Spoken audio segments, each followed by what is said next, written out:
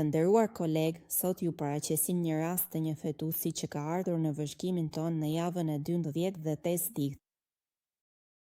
Në këto imazhe vërejmë një zgjerim të fshikëzës së urinës. E njohim fshikëzën pikërisht sepse vendosim kolor Dopplerin Bragg Time 0-5 dhe shohim qartë që në këtë rast ka në të vërtetë vetëm një arterie umbilikale Bragg Time 0-5 që rrethon fshikëzën. Rasti i një mega fshikëze me një arterie umbilikale të vetma. Mund të vërejmë qartësisht se në nivelin azordhve ka gjithashtu një numër të madh cistesh anekoike, të cilat mund t'i shohim pikërisht në këto imazhe ekografike. Dhe duket në një vëzhgim të parë të hollësishëm se janë të pranishëm veshkët, edhe pse në këto javë të hershme të shtatëzënisë, nëpërmjet ekzaminimit transabdominal, është e vështirë të vërehet me saktësi prania e tyre. Prania e një arterie umbilikale të vetme konfirmohet qartësisht në këto imazhe Bragg Time 0-5, ku mund të vërejmë me hollësi praninë e një arterie të vetme e cila rrethon fshikëzën urinare Bragg Time 0-5, me praninë e asaj të anës së djathtë dhe mungesën e plot të asaj të majtë. Aktualisht fshikëza madh rreth 15 presje 3 mm në dimensionet e saj. Vërejmë gjithashtu praninë e këtyre kistave të shumta në nivelin abdominal Bragg Time 0-5, të cilat nuk komunikojnë me njëra tjetrën dhe janë të ndara nga fshikëza e urinës Bragg Time 0-5, pra nuk janë në komunikim të drejt për drejt me të dhe as me veshkat e vogla fetale. Bragg Time 0-5, për të vëzhguar më mirë strukturën e veshkave, Bragg Time 0-5 duhet të përdorim ekografin transvaginale për të përcaktuar më qartësisht praninë e tyre. Në këto javë është shumë e vështirë të vëzhgohen veshkat, si për shkak të përmasave të tyre të vogla, ashtu edhe për shkak të ekogjenicitetit shumë të ngjashëm me atë të zorëve. Dhe si rrjedhoi e kësaj, Bragg Time 0-5 mund të supozojmë praninë e të dy veshkave të cilat nuk duken të zgjeruara, Bragg Time 0-5 pra. Nuk vërehet të shfaqet njëkohësisht me fshikëzën e mollës edhe një hidronefroz. Pikërisht në nivelin e zorëve si kiste intestinale. Mega fshikëza fetale është një anomali e karakterizuar nga një rritje vazhdueshme e përmasave të fshikëzës e diagnostikuar që nga java e 10 e shtatëzënisë kur fillon prodhimi i urinës fetale. Në tremujorin e parë, ajo përcaktohet nga një diametër gjatësor i fshikëzës më i madh ose i barabartë me 7 mm. Në përgjithësi, nëse vlerat janë midis 7 dhe 15 mm, mund të vërehet një zgjidhje spontane në 90% të rasteve. Mbi 15 mm, ecuria është gjithmonë progresiva. Në tremujorin e 2 dhe të 3, kufiri diagnostik ndryshon në varësi të javës dhe ka nomograme referimi.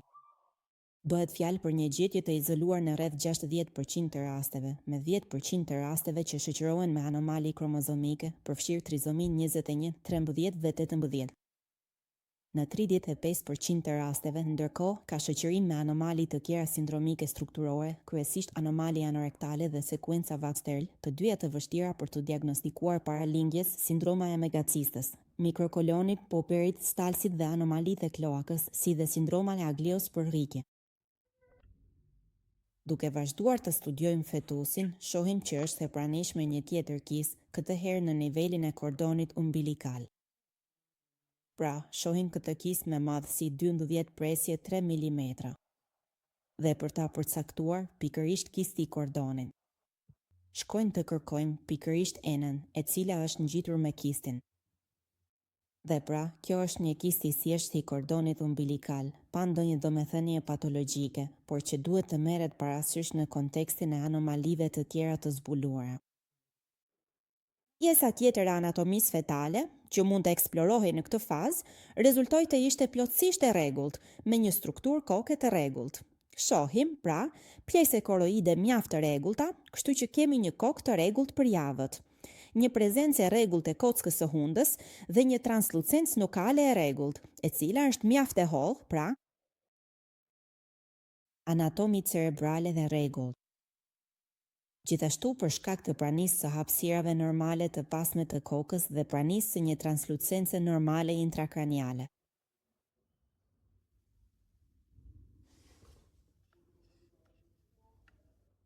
Vërejmë gjithashtu në këtë pamje që në nivelin e barkut mund të marrin një kampionim të detajuar nga duktusi venos.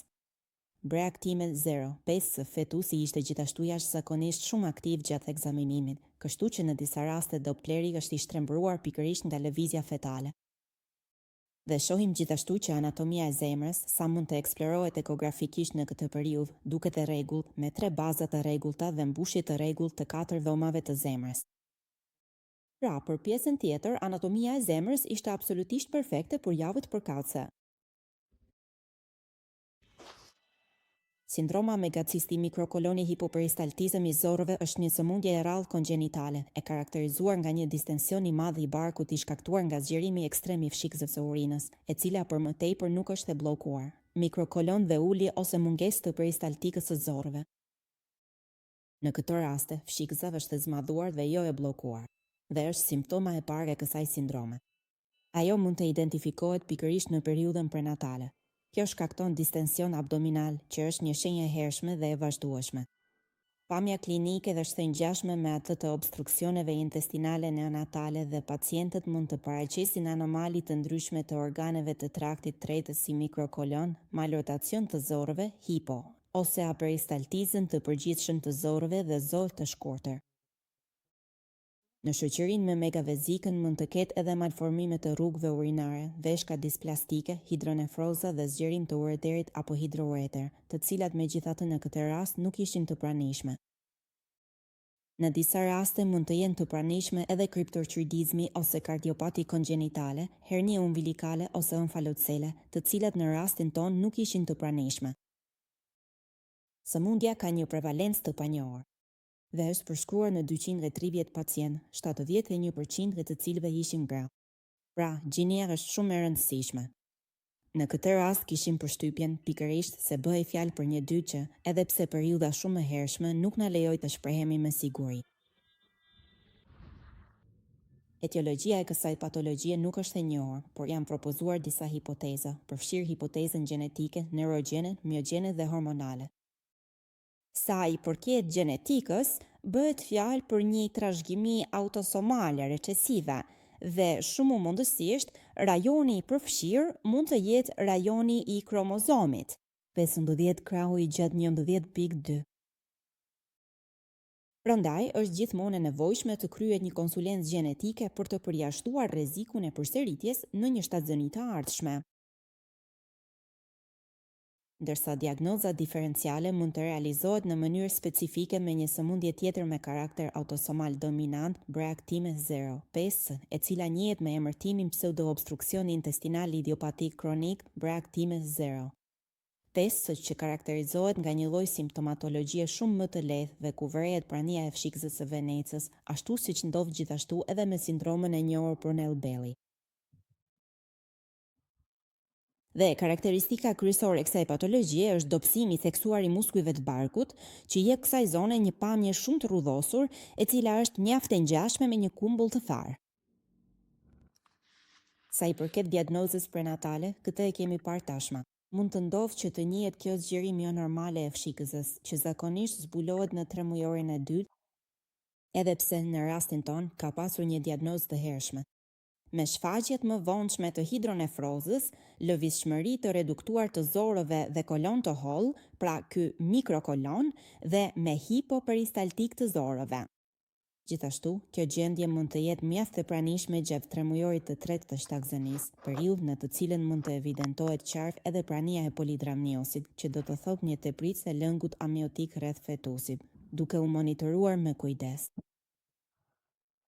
Trajtimet specialistike të cilat gjithsesi nuk janë kurrë kurative, si për shembull ndërhyrjet kirurgjikale si gastrostomia, digjunostomia, që gjithsesi rezultojnë jo efektive në shumicën e pacientëve.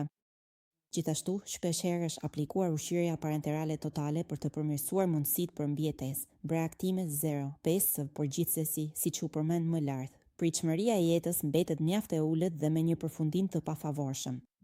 Breaktime 0, pesë, vdekja zakonisht shkaktohet nga sepsa, kequshqyerja dhe dështimi i shumë organeve vitale. Cetus është i prekur nga malformime të shumta. Është e pranishme një megavezik me diametër aktualisht 15 presje 3 mm. Prani e kistave të shumta në nivelin e zolës së fetusit, një arteri e vetme umbilikale me prani të asaj të djathtë dhe mungesë të asaj të majtë, si dhe një kistë i izoluar në nivelin e kordonit umbilikal. Hipoteza më e mundshme diagnostike është ajo e sindromës së megavezikës me mikrokolone Poperi Stalsi.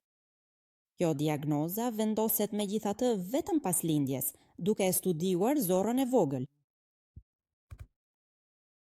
Është e rëndësishme të theksohet se në rastet kur ndodh ndërprerja e shtatëzënisë, është e nevojshme të merret një mostër lëkure fetale që të ruhet në solucion fiziologjik në temperaturë ambienti për ekzaminimin e mëvonshëm gjenetik. Këshillimi gjenetik dhe studimi i kariotipit fetal me risk janë të nevojshme për të vlerësuar praninë e mundshme të racopative. Kjo sindrom, nëse vjen deri te ndërprerja e parakohshme e shtatëzënisë, mund të mbetet e panjohur. Breaktime 0, 5 pasi me gap të shika, duke mos paraqitur asnjë lloj ndryshimi në muret e saj dhe duke mos qenë e shkaktuar nga bllokime uretrale, breaktime 0, 5 dhe duke mos pasur megapreter në ekzaminimin e hollësishëm anatomopatologjik, breaktime 0, 5 ekzaminimi autoptik pas abortit duket të jetë krejtësisht i rregullt. Sepse pasi zbrazet, fshigza duket si një fshigës krejtësisht normale. Edhe mikrokoloni është vështirë të dallohet përveç se nga anatomët. Sipas mendimit patologëve dhe ekspertëve më të mirë, prandaj konsiderohet si tepër e domosdoshme dhe e rëndësishme të kryhet ky studim i hollësishëm gjenetik me qëllim që të përjashtohet plotësisht prania e patologjisë dhe për të bërë të mundur përcaktimin e saktë të rrezikut përsëritjes në një shtatzëni të ardhshme. Pikërisht sepse, siç kemi thënë tashmë, në shumicën e rasteve kjo patologji ka karakter autosomik recesiv. Prandaj mund të përfëritet. Në shtatzëni të ardhshëm, faleminderit të gjithëve për vëmendje.